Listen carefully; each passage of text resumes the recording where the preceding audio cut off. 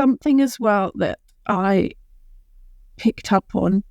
You mentioned labyrinths and mazes. How does that fit into the pilgrimage category? Well, interestingly, I was talking to Ima Burke, who's the chosen chief of Obod, who I interviewed in my book. And she's got a labyrinth in her garden, which I thought was really interesting. Oh, how cool is that? She said that every garden should have one. Well, she said that she often walks in the labyrinth to help her focus her mind. And she considered it a kind of mini pilgrimage. And that's why you find so many in churches, because it was for people who couldn't go to the Crusades and everything. So they could go and walk around in silence around a labyrinth in the church.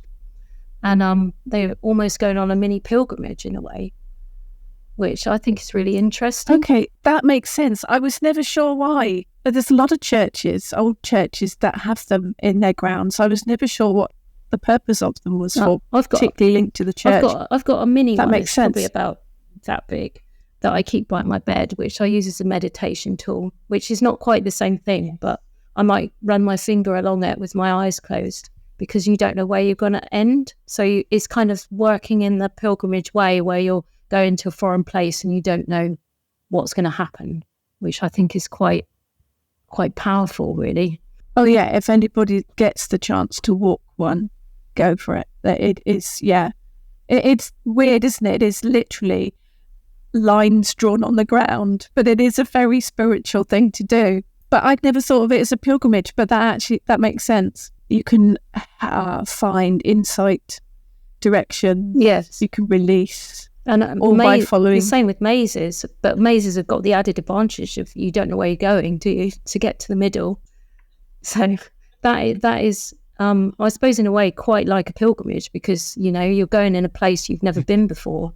You're visiting places you don't know. So it's a bit like that. You have to make sure you take the right turn. And if you take the wrong turn, you have to come back.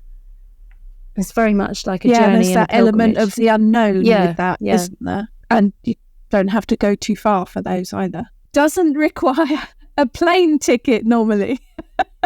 Any hints and tips from you to make a pilgrimage successful? What should people, are there any guidelines to make it happen successfully?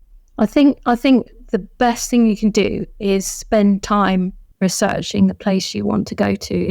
Especially if you're unsure or you're not quite sure, spend time, certainly meditate, journey. I've got several in my book that you could follow to find the place that you want to go to.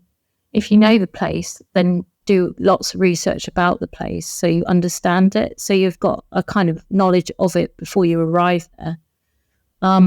And make sure you go at the right time that's right for you. So, for example, physically, you might need to do some exercise before you go to walking, for example, or you might not want to go in the middle of winter if it's a very cold place and it gets very snowy. And it needs to be right for you spiritually, I think, to go on a pilgrimage. People generally, it's people who generally go on pilgrimage are pulled to pilgrimage at certain times in their life, I've found. So just make sure you're right and it's right for you and you're happy with what you're doing.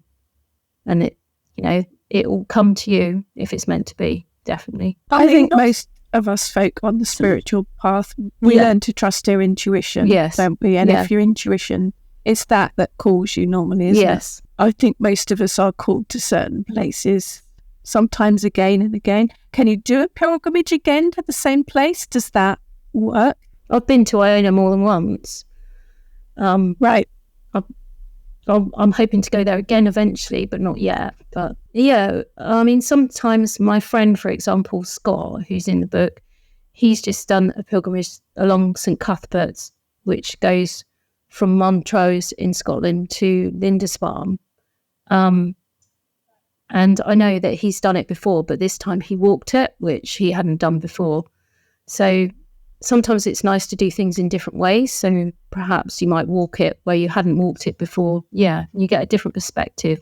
And also when you return to a place, it's familiar, but you might find aspects of it that you didn't see before, which builds on your own spirituality.